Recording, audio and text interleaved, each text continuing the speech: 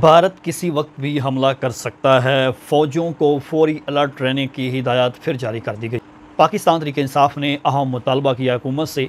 आज कौमी असम्बली का इजलास था और मौलाना फजल रहमान ने उस इजलास से वॉकआउट कर दिया है। पाकिस्तान का एक मिसाइल के तजर्बे के बाद दूसरे मिसाइल का भी आज कामयाब तजर्बा हुआ है। इंडिया की जानिब से मशक़ें शुरू कर दी गई हैं और लाइटें बंद करते भारतीय रियासत के अंदर फ़ौज को फौरी हुक्म दिया गया है कि वो भारतीय जो फ़ौजी हैं उन्हें कहा गया है कि वो मशक़ें भी करें और जो वहाँ के अवाम है उन्हें हिदायत और बचाव के हवाले से स्पेशल तरबियत दी जाए। और आज इससे पहले ताड़ की जानिब से 24 घंटे जो हैं वो अहम करार दिए गए थे और 24 घंटों के अंदर भारत की जाने से हमले का ख़दशा ज़ाहिर किया गया था।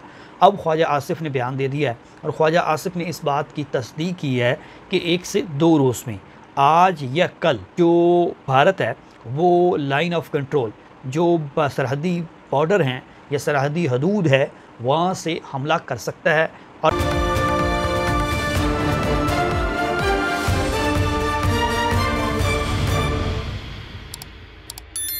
आज पाकिस्तान तहरीक इंसाफ की जानिब से भी अहम ऐलान किया गया है और PTI की जानिब से आल पार्टी कॉन्फ्रेंस बुलाने का मुतालबा किया गया है और इमरान खान की शिरकत उसमें यकीनी बनाने की हिदायत की गई है।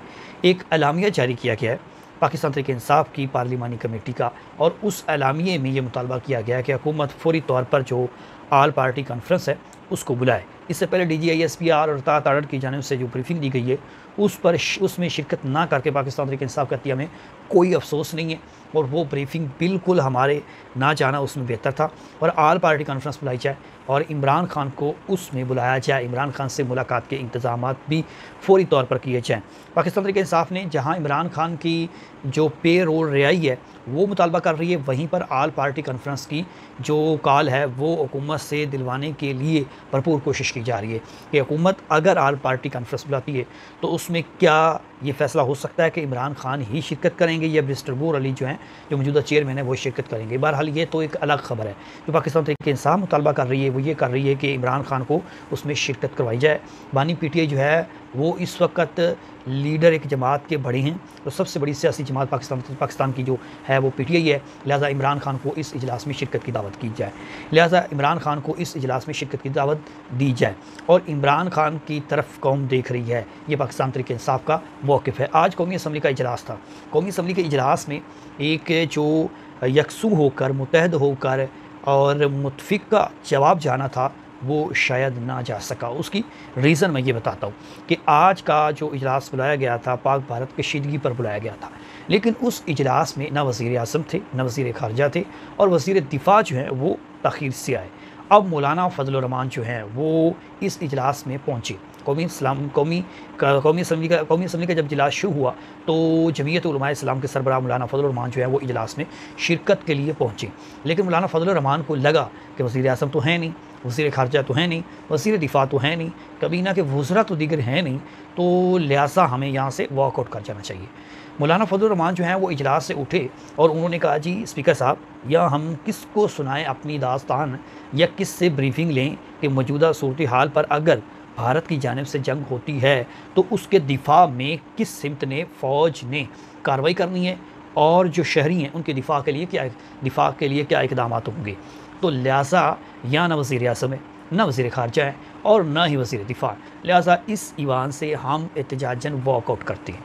ये मौलाना फजल रहमान कहकर अपने साथियों जो इनके मेंबर दीगर थे उनके हमरा कौमी असम्बली के इजलास से एहतजाजन वॉकआउट कर गया। अब स्पीकर जो थे उनकी जानिब से ये कहा गया कि मौलाना फजल रहमान को मना कर लें। तारिक फजल चौधरी जो हैं उनको बिछवाया गया, लेकिन मौलाना फजल रहमान ने उनकी बात ना मानी।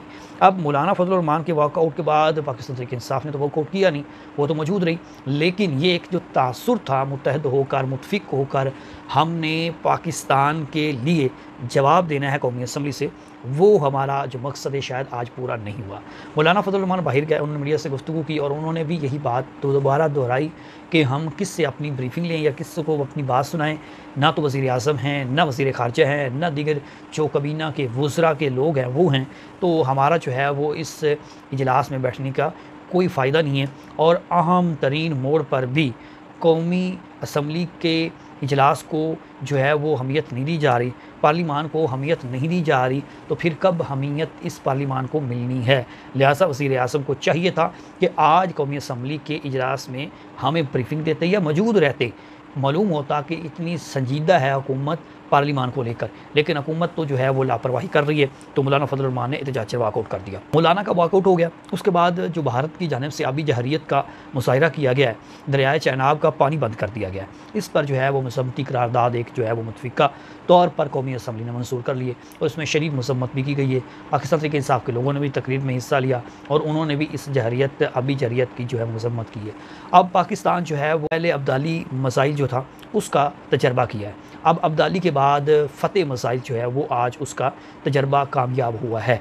भारत को जो है वो बार बार ये दिखाया जा रहा है कि पाकिस्तान एक एटमी ताकत है, आप हरगिज़ ऐसी कोई हरकत मत करना वरना उसका खमियाजा आपको भुगतना पड़ेगा। जो अब्दाली मसाइल था वो ज़मीन से ज़मीन तक का जो टारगेट है या हदफ है वो 450 किलोमीटर तक उसका निशाना है, लेकिन अब जो फ़तेह मसाइल है ये भी अपनी मिसाल एक आप है और ज़मीन से ज़मीन तक की जो इसका हदफ है वो 120 किलोमीटर है। 120 किलोमीटर तक ये मसाइल जो है वो अपने हदफ को निशाना बनाता है और इसको आज मशक़ों के दौरान जो है वो बाकायदा तौर पर तजर्बा किया गया है। इस पर जो इस मसाइल की नेविगेशन है या फ़ौज की तैयारी है, इस पर जो है वो जायज़ा लिया गया है और इस हवाले से पाकिस्तान जो है वो मुसलसल तैयारी भी कर रहा है और भारत को जो है वो मुँह तोड़ जवाब भी दे रहा है। अब भारत जो है उनकी टांगें यकीनन जो है वो कांपना शुरू हो चुकी हैं, क्योंकि पाकिस्तान जो स्टेप ले रहा है, पाकिस्तान जिस तरह से बॉर्डर पर हो या दूसरी सरहदी जो सरहदें हैं वहाँ पर हो भरपूर जवाब दे रहा है और भारत जो कोई भी हरकत करने की कोशिश करती है उसको मुँह की खानी पड़ती है। भारत ने यह इल्ज़ाम दागा, इंडिया मीडिया ने यह दागा कि जो लाइन ऑफ कंट्रोल है LOC है आज़ाद कश्मीर की, उसके करीब दहशतगर्दों के कैंप हैं, शायद जो दीगर लोग जमाती हैं उनके कैंप बनाए गए हैं, लेकिन इस पर आलमी मीडिया ने आज विज़िट किया है।